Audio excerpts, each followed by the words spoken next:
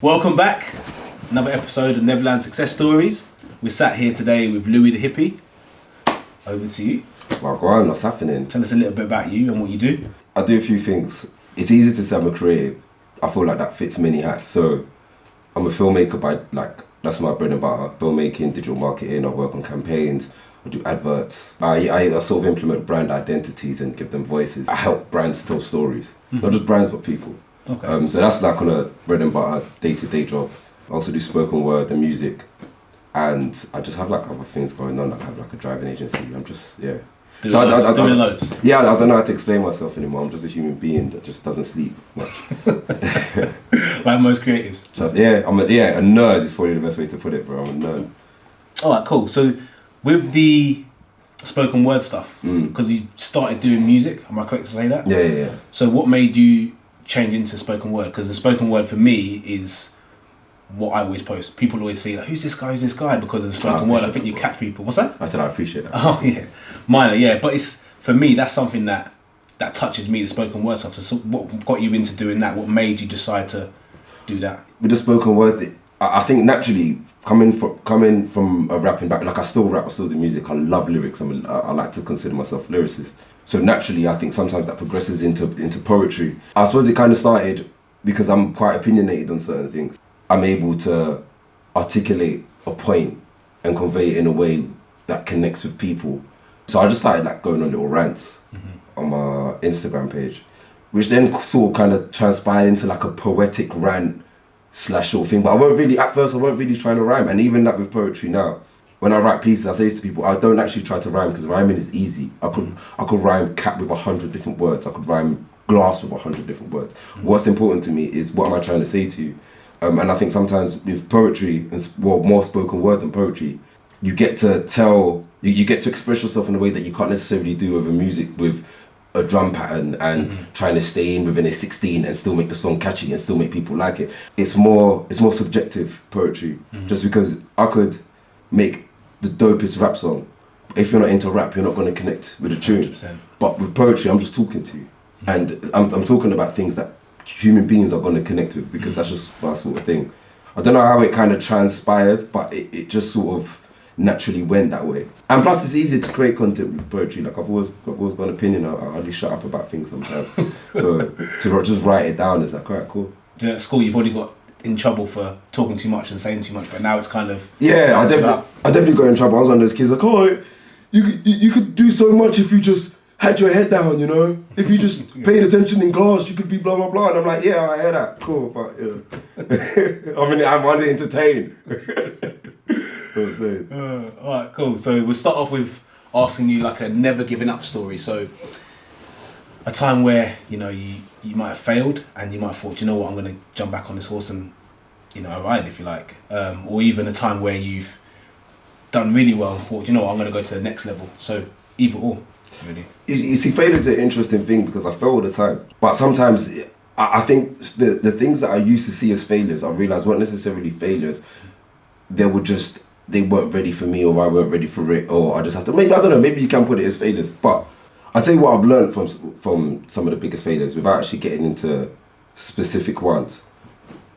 There's a few things I've taken away from every single failure I've had. Never give a lot of yourself so soon. Do you get what I'm saying? Don't give too much of yourself so soon. Especially someone like me, because I get passionate about projects, but I think that's in my nature. And I think sometimes you can get passionate about something that only has a certain duration. And then when that duration's finished, but you've still got more to go and you feel like you've got more to give, or you don't feel like you've done it justice, that can then feel like a failure. But really truly, that wasn't a failure, that just finished.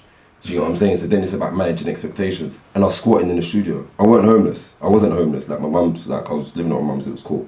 But I decided to squat in the studio for a year because I met some amazing, talented musicians. Some, like, these guys are still out here. They you know, they're performing for like everyone. Do you get what I'm saying? And a lot of, like, I was on the verge of getting signed. Like, I had a lot of people interested in me, like people from different type of labels, like without naming names, people who you would think, wow, do you get what I'm saying? Like, yeah, they're checking me out, they're into it. And I suppose it didn't, being in a situation where I'm in the studio around those musicians, everyone's saying, yeah, yo, the shit, it's gonna bang, we're gonna have this meeting, we're gonna fly you here, blah, blah, blah, blah. And that just not happening.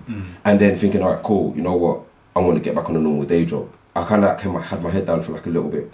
When I say I had my head down, I was probably beating myself up for like a few years, like 2 years. I was still working, I was still making music, but it was almost like I was focused on, I need to do something to get that situation back. Okay. Or I need to regain that because that's what I lost. So now I'm working towards that, as opposed to saying that situation's done, forget it, bury it, and work on new situations. Do you get what I'm saying? So that's one thing that failures have kind of taught me, like knowing when to park and say, this is done, move on, as opposed to trying to resurrect things that's dead. I wish you told me this years ago. I wish I told myself this years ago. One thing I wish I told myself years ago was not to take everything so personal. Sometimes people treat you a certain way that has very little to do with you. Do you get what I'm saying? And it's more to do with their situation and what's around them and the pressures they're going through. And I think sometimes people just need outlets. And this kind of like mixes in with, don't take things too personal and play your position. There's been weeks, like this is like probably my early apprentice stage, but like, there's been weeks where like, I think, let's say on a Tuesday, a producer of a whole set, like I hired everyone, cast, got the show, it was amazing, like I'm in charge. 2 days later, I'm a runner on another set in the same week. But you know where it's like, I'm looking at it like, I'm playing my part in both positions. Like I'm going to be the best, whether I'm running the show or whether I'm running for the guy running the show. It doesn't matter to me because at the end of the day, I need to play my damn position. And I think sometimes what failure has taught me is knowing when to, I don't know, I suppose knowing when to dim yourself and not outshine the master, and then knowing when to absolutely blind them. Do you get what I'm saying? Knowing when to be humble and when to have your ego just fucking come out of your mouth. Because sometimes you need that ego to remind yourself who you are, so you don't end up taking shit. I suppose those are the lessons from failures. Success stories are the only things I kind of pick up from success stories, because I try to make success natural. Yeah, I can appreciate some of the wins I've had, but I try not to dwell on them, because that winning should be something that happens anyway. Winning is a product of hard work, commitment, dedication, all of those nice things. That winning is going to come from that. So there's no point in me glorifying winning. The only thing winning makes me do is believe in myself and say, all right, cool, I've made a plan, I got this result. What happens if I do this plan? What happens if I do that plan? So I don't dwell too much on my wins. I probably dwell a lot more on my failures, because I think I learned something from them without trying to beat myself up from it. I don't focus a lot on wins, because wins is just something that should just happen naturally. No, that's good though. No, I rate that. I've actually learned so much already. Oh, so that, thank you. Seriously. All right, cool. So help us visualize a younger you. So let's say school days, what would you like? I was completely different, man. I was gang when I was younger. Like I'm talking like, yeah, I was doing my thing. Do you know what I'm saying? I've had a lot of drama. I've been in a lot of altercations, but I've never been a victim. That's why I don't like. I don't like saying, oh, you know, I've had this madness, this has happened to me, that's happened to me, because I've never been a victim. I've given out as much as I've got given to me. I was definitely angry, misguided. I always think to myself, the type of personality I had, especially in my teenage years in school, I think I could have been, without trying to big myself up, I could have been good in any environment. I just happened to join the gang. But if I joined a band, a group of musicians, because I used to do loads of shit, but if I joined certain groups and I would have propelled in that, I just happened to join the gang, and that's what it was. But it's a great story, because it kind of teaches me resilience now in my life, in my later life. Just quick one. What made you choose the gang? I don't think I chose the gang, and I don't think people choose gangs. I think people who choose gangs shouldn't be in gangs, because you're not, like, you don't turn around and say, yeah, I want to be in a gang today. That's not how it happens, bro. Like life circumstances happen. You know what it is? It's complicated. Like people in gangs, especially the young people, it's complicated, because people think to themselves, well, why don't you just do X, Y, and Z and A, B, C? But if your thought process, your original thought process is a certain way, your ABC and my ABCs are two different alphabets, bro. Do you get what I'm saying? Like, it might not make sense to you what makes sense to me, but it's because of my whole life story. So I don't think it was a choice. Like, especially with me, and where my school was, a lot of people that I joined the gang with, people I just went to school with. And then some of them were people I started spitting with, like MCing with. And then all of a sudden we're going to sets together. Then it's like, alright, cool. Now we need a name, because we're all rolling together. And it's like, alright, cool, then these are the older lot. Well, they've already got a name, so let's just roll with them. Like, the school and the block were right next to each other. So after school, I'm on the block. Do you get what I'm saying? It's not something that you thought about. I'm just hanging with friends, and all of a sudden we're doing the madness together, because we are that type. And I suppose we lacked a lot of things as well, personally, that kind of like binded us together in a sort of brother and sisterhood, because there's girls in it as well, like a sort of brotherhood. But yeah, that was definitely like my younger years. I think I was very passionate about things. I was able to express myself, but in the wrong way. I had the same sort of passion for things. I wasn't able to articulate myself in that sort of way. But yeah, I think deep down I've always been a nerd, but I've just been, I don't know. I've made a crazy transition though from like my younger years. So what made you take that, that step to that transition? What made you? I'll tell you a story, right? I remember one time I was in college. This was after I got stabbed in my head the second time. So I've been stabbed in my face. Wait. I said just casually, just got stabbed in the head.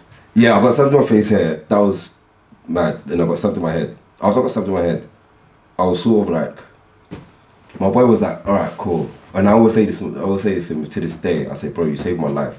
Because he was in college and he said, bro, you're actually getting the beef every single week.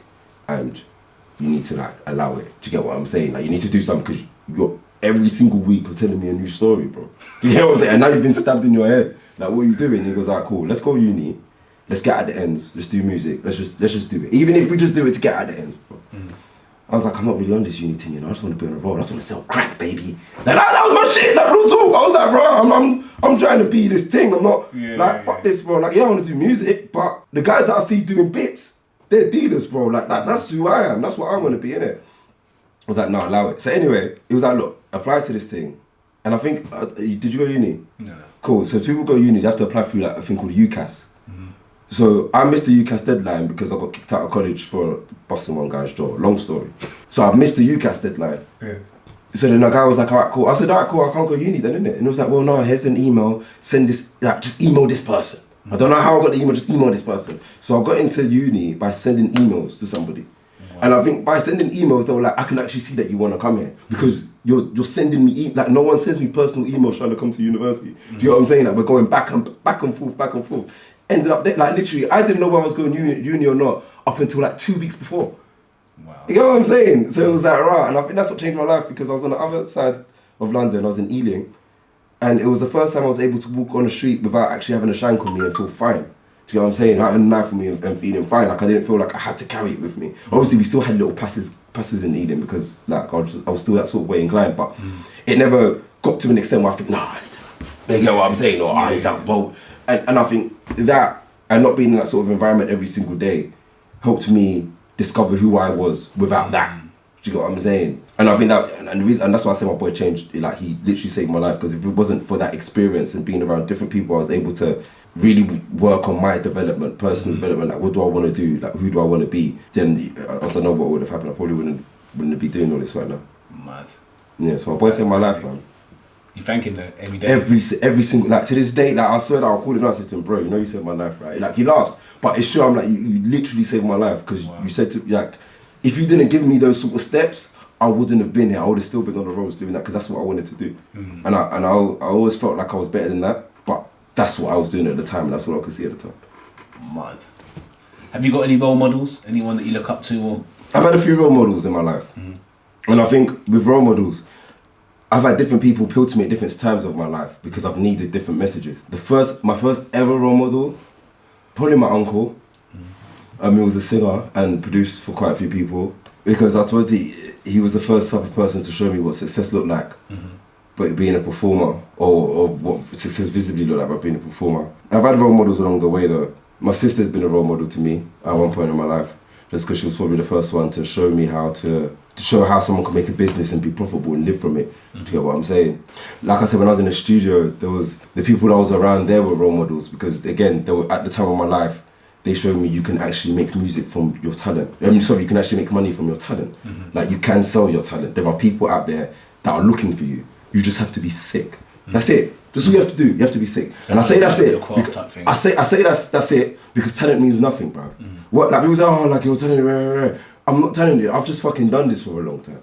If you've done it for a long time as well, you'd be talented as well, bro. Do you know what I'm saying? I mean, sometimes we have that nature versus nurture thing, which I get, but at the same time, nothing beats dedication, working hard, and putting time into it. Nothing beats that. Talent doesn't even knock the door, bro. Do you know what I'm saying? Do you know how many rooms I've stepped to where every single person's talented? but where are they? Do you get what I'm saying? So the musicians kind of show me like, all right, cool, when you apply yourself and you do this and you do that, your talent will take you places. And I think that was probably one of my biggest inspirations for a long time, because every time I was in a place where I was like, all right, cool, I'm doing this and I don't really want to do that. I'm doing this, but I don't really want to do that. In the back of my mind, I thought to myself, I can actually garner and sell my talent. I just need to work it out. I guess I'm still working out, but those guys really helped me work it out. And I think on a personal one, yeah, that's about it. For people who aren't friends and family, it's going to be a weird one. Kanye West. That's not a weird one. Kanye West has been my role model since forever. Is it? Yeah. How come? Or what reason? Lately, less much. But in the same way, I understand that Kanye West has mental health problems. Without that, just on the digressing, because I remember having this conversation the other day. Someone was like, oh, you know, Kanye's mad. Like, he says some crazy shit. I don't feel like, what do you think of what he says? And I said, like, have you ever spoken to someone that has like mental health issues like that? Not just online mental health issues. Like, and I don't mean that flippantly, but there's a difference between online mental health issues and real mental health issues. Like, have you spoken to someone who's really in hospital? Like, you haven't. Because if you have, you'll realise and understand Kanye a bit more. Do you get what I'm saying? The only difference is between him and someone with mental health issues is you don't get a camera stuck in your face when you're saying some crazy shit and you're doing some crazy shit. You just get sectioned and your family get told about it. It doesn't go all over the news. But he's still like one of our biggest role models just because of the energy he brings to certain things. Like people like Jay-Z's been a role model. I'm trying to name off the back as well. It's hard to think of role models because I don't think I look up to people. I think I look up to energy and character. No, and I think sometimes you can see that in many different people. Do you get what I'm saying? Yeah, that's why you could name loads. Yeah, I can, and they all apply because they all have a certain character. So yeah, that's my sort of role model. So okay, have you learned something from anybody in particular? So something that you've learned from. It could be a movie, could be a song, it could be a spoken word artist or whatever. It could be a motivational conversation that you had with somebody. Very much into human beings, anthropology, psychology, all of those things, how human beings work, how we maneuver in our space, society, all those things. And I read a lot of books on human beings and just who we are. And I think those are the things that kind of come to my head. Like when I think of authors, I think of people who like Maxwell, Gladwin, Robert Greene, like many other people that kind of just help you understand people and how to navigate yourself in certain situations. Not in all situations, because sometimes you could be a bit extreme, but just in certain situations knowing how to navigate yourself. Yeah, but generally speaking, and I think, sorry, I know I'm digressing from your question, but I think that's where my creativity comes from, the fact that I'm so interested in human beings and how we move, how we think. And that people always inspire me. I think, yeah, going back to the role model question as well, I think my role models are just freaking people, man. Life, you know what I'm saying? Yeah, and energy, as you said. Energy, yeah. A type of energy. Not just, you have a great energy. No, you have an energy that's of a fucking ball. Like, you have an energy where no one can tell you anything. Like, you know what you're doing and that's it. Do you know what I'm saying? That's the type of shit. Cool. Have you got any advice for anybody that's trying to, not say do what you've done, but anyone trying to, have you got any advice for them? I've actually got loads of advice, but a lot of it might be personal to me. But I'll just tell you the things that I probably think I needed to hear. One of them is, and this is gonna sound crazy, but if you're passionate about something, you need to consider the relationships you have in your life with people, and consider who's going to, what you need to give to people, how selfish you're going to have to be, and whether those people can handle it, because some people can handle it, but there cannot be a compromise between what you want to do and the people in your life. There can't be. You have to choose one or the other, and that sounds very, very crazy to say, but like I've said before, there are so many talented people knocking on that door, bro.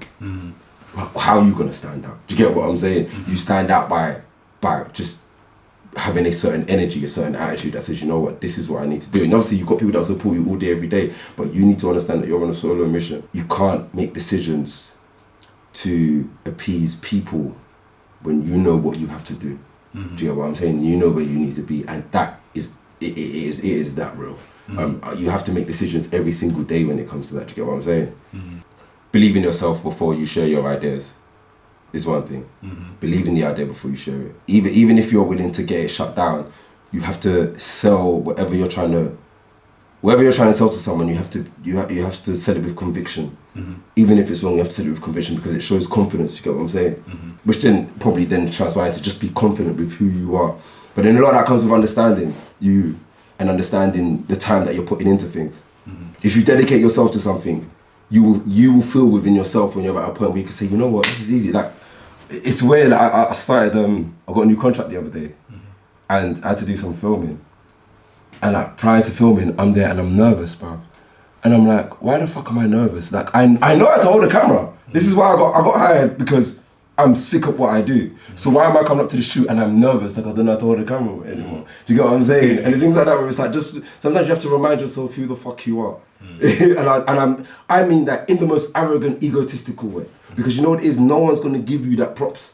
No one is. Even if someone might give you, say, oh, you know what, you're saying, right, but there's a certain energy that you need to, a certain belief you need to have in yourself that makes you continue to go even when there's no light at the end of the tunnel. You know what I'm saying? When there is nothing that you can see, there's no outlet, there's no avenue, you have to be able to say, you know what, I want to keep doing this because I should believe in it, and it's actually sick. When you talk, it's like a poem, bro. I swear to God. It sounds like it's poetry, bro. I swear down. I'm sitting there thinking, bro, I'm going to book that. But my voice is allowing me, my voice is fucked. But I wanted to, even though my voice is fucked, I wanted to do this.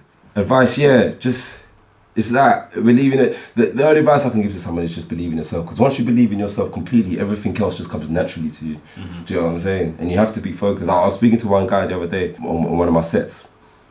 And I said to him, bro, if you're serious about creating, you need to really be in a position where you're not willing to talk to people for a good couple of weeks. And all you're doing is harnessing your skills, and that's it. Because anything else is a distraction. Anything else other than what you need, then the focus is a distraction. And it kind of sounds a little bit robotic. People are like, oh, you know, like, sometimes there's a lot of negatives around that sort of attitude, because it does dehumanize you sometimes. But I think when you believe that you have a certain purpose, your purpose is bigger than who you are as a person. Do you get what I'm saying? I was saying something like, I'd rather have my work speak for me than me. Do you get what I'm saying? I'd rather be silent and just have the work speak, because what I do is bigger than me. Do you get what I'm saying? So you kind of have to take the back seat and understand this is its own entity. Your passion is its own individual that you need to grow and build and nurture as though it's a child. Do you know what I'm saying? So yeah, I mean, there's loads of advice, but that's probably the ones that come straight up top of the head. Cool. Alright, was you ever a story where you was actually told no and you thought, fuck it, I'm gonna do it anyway? Yes, I have a no story. This is my favourite no story. I'll tell you my favourite no story. Cool. So when I decided I wanted to have a production company, and I literally decided it because I was like, bro, I want to do my own music videos and I can't afford to be paying guys to do this. I'm hiring equipment's costing me an arm and a leg. So I need to get this shit together. So I got like wrote up a business plan, a really bad business plan, sent it off. And someone said, yeah, no, we can't do that. Still, we can't do that. Why was it bad, first of all? It was bad because there wasn't any real direction. The business plan was, yo, please give me money because I'm talented. That essentially, that's what it was. I'm talented, please give me money. No, I think I'm talented, not I'm talented. I think I'm talented, please give me money. I had some other shit I need to sort out. They said no, they said allow it, like this isn't, we're not gonna fund this. And I kind of sat down, but like, I don't know what it was about that situation, but I didn't accept that no. I was just like, cool, I need to come back.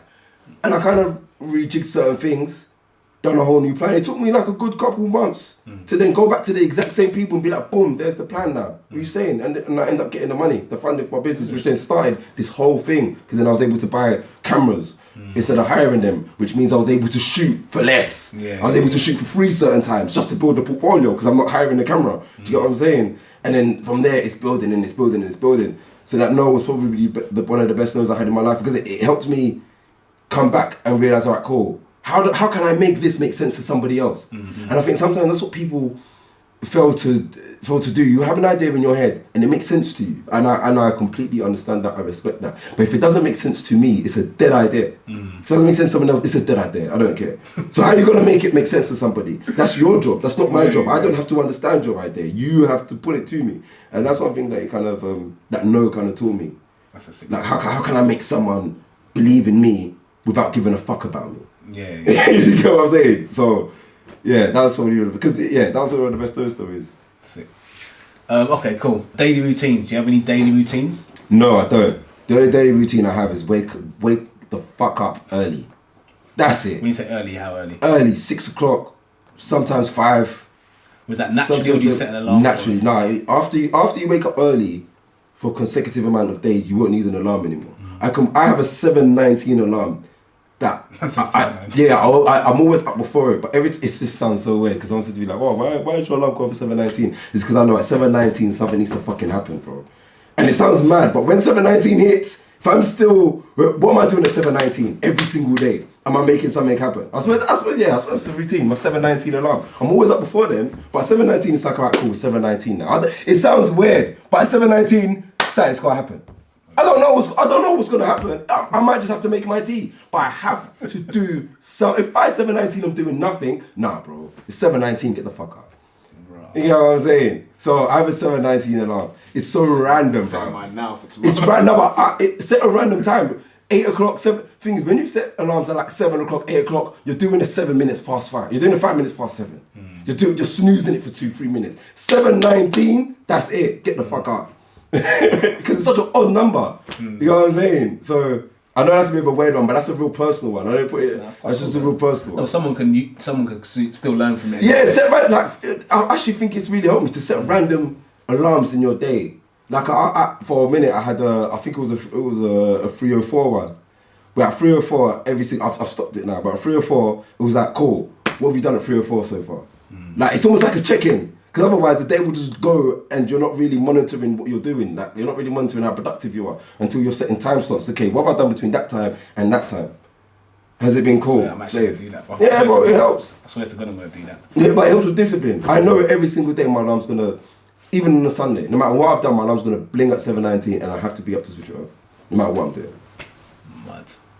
So yeah, that's a daily routine. What would you be doing if you weren't doing what you're doing now? I think I'm fortunate enough to say I'm doing exactly what I want to do in my life. And you wouldn't. By heart, I'm a nerd and I'm creative. Actually, I'm saying that if I weren't doing this, I'll definitely be doing something. No, I don't know. I don't think I'll be doing it. I'm a creative. I'm a creative, and I'm fortunate enough to be in a job that allows me to do what I love. And that hasn't been easy. Do you get what I'm saying? That hasn't been easy. It's taken a lot of broke years to do that. But I'm fortunate enough to say, you know what, I'm actually doing what I love. This is what I would want to be doing. I say this as well. This is kind of going back to like the advice thing, and it ties in. I think you see why it ties in. I was watching a video a couple of years ago, and you could tell you only have them little sound clips that you watch that really resonate with you. One of them was make sure you've got fuck you money. Yeah, meaning make sure you've got enough peas to last you for a month or 2 months if you're in a situation where you've got to say, you know what, fuck you, I'm walking out of this. Do you know what I'm saying? And that right there will make sure that you're doing something that you love, because you're not just doing it for the money, because you're not just tied into financial things. Do you know what I'm saying? You're doing things that actually mean something to you. But you have to have fuck you money to do that, because if you don't have fuck you money to do that, then you're just going to have to fucking take it, bro. Do you know what I'm saying? Which then kind of brings me on to something where I say, people kind of have to switch up the idea of doing what you want to do and doing what you need to do to get you to where you want to be. Because sometimes those different statements will give you 2 different solutions. I think if you get stuck to doing solely what you want to do in your position, in where you are now, then you miss out on so much experience that you gained. You get what I'm saying? 100%. Whereas if you're focusing on doing what you have to do to get to where you need to, then all of a sudden, bro, you're picking up. But like, I had to be a runner on a set. Now I know bare shit about lying. I could go like bare shit. Now, and now I know so much things because I've done what I had to do to get me to where I need to be. It wasn't solely focused on me, what I want. But then I think once you do that for a certain time, you then get to a point where you end up just inevitably doing what you want to do anyway. Because you've managed to set up so many situations and spread yourself in such a way where it's like, okay, cool, this is what I want to do. I've actually made that happen. Let's continue with that, and it just becomes more flexible. I don't know if that makes sense. No, it does. It does make sense. A lot of sense. Okay, so why do you do what you do? That's a really good question. I don't know why I do what I do. That's like asking, like, why do you like a certain type of food? I just like it. Why do you breathe? Because I need to. I think it's a part of who I am. I don't think there's a big, deeper reason. Oh, I do this because I have a message that I want to share the world. It's not about that. I think when I say why, I mean, what makes you want to do it? Like why? Like my why of doing certain things is kind of like, it's based on my personality and kind of my energy. So like for me personally, I've always wanted to help people in whatever I'm doing. So I think even stuff like this, for example, my why is because I feel like I can help people, the people that I know, and put in some advice and these sort of things that I can get from people that I might take for granted that someone else could learn from. So for me, it's about, that's the why I'm doing what I'm doing. Like, so that's kind of what I'm trying to get out of what you're... I don't know if I do this. I think with everything I do, I want to have impact on somebody. And I think sometimes I always go back to being the person I needed when I was misguided. Do you get what I'm saying? And I always feel like I see that in people. But I don't want to come across as some sort of, I'm trying to save people. It's not that deep. I mean, it is for me, but I'm in no position to try to save somebody's life. All I can try to do is inspire somebody and plant the seed in someone's mind, so then they can then grow their own plants and then grow their own forest. You get what I'm saying? So I think that's just what I think that's just why I do it, to plant seeds, and it's an outlet for me. I'm not really someone who, like, contrary to what people may believe, I don't actually talk a lot about myself. Do you know what I'm saying? I don't actually talk about a lot about how I feel about things personally. I don't. I kind of just get on with things now, and I think that's just happened over an accumulation of events that's just sort of made me really reserved and really, like, I don't know, just really keep cards close to my chest. So when I create, it actually helps me express things that I probably wouldn't do naturally. And it also helps me connect with people that also feel these sort of things as well, that don't know how to articulate themselves. The biggest compliment I get from people saying, yo, bro, like, I needed to hear that. That's like the biggest, not, oh man, that was sick, the word, blah, blah, blah. Like, bro, I needed to hear that. Cool. Like, I'm glad you need to hear that, because you know what? I needed to hear that as well. You know what I'm saying? I needed to say that for myself certain times. So yeah, that's probably why I do it, bro. I'm just, like I said, I'm just interested in people. I think human beings are the most fascinating flipping creatures on this planet. And I don't think we give ourselves enough time to understand who we are in certain situations. And I think sometimes the content that I make is centered around people understanding themselves and understanding themselves in this life that we share. So yeah, but I don't want to get all philosophical in it. You know what I'm saying? I'm just a guy that's got some bars and knows how to hold a camera. You know what I'm saying? Like Downplaying it. So where can we find you if anyone's looking for you social media wise and all that kind of stuff? Find me in yourself. Yeah, find me within yourself. Louis the Hippie. I'm just Louis the Hippie on Instagram. I don't have Twitter. I really use Facebook. Website? houseofhippies.co.uk. And even if you're looking for a job, JBF Jobs. Yeah. I need to get that site back online, but I've just on a side note, I have a courier agency. So if you're looking for driving jobs, and you've got a driving license, and you've got a car, get you a job. But mainly for creative stuff, it's House of Hippies, Louis the Hippie. That's where I'm at. Alright, cool. Well, that's it. End of the episode. I hope you enjoyed that. I definitely did. I'm definitely gonna get some gems from there. Yes, so I appreciate you coming. All good, and hope you enjoyed it.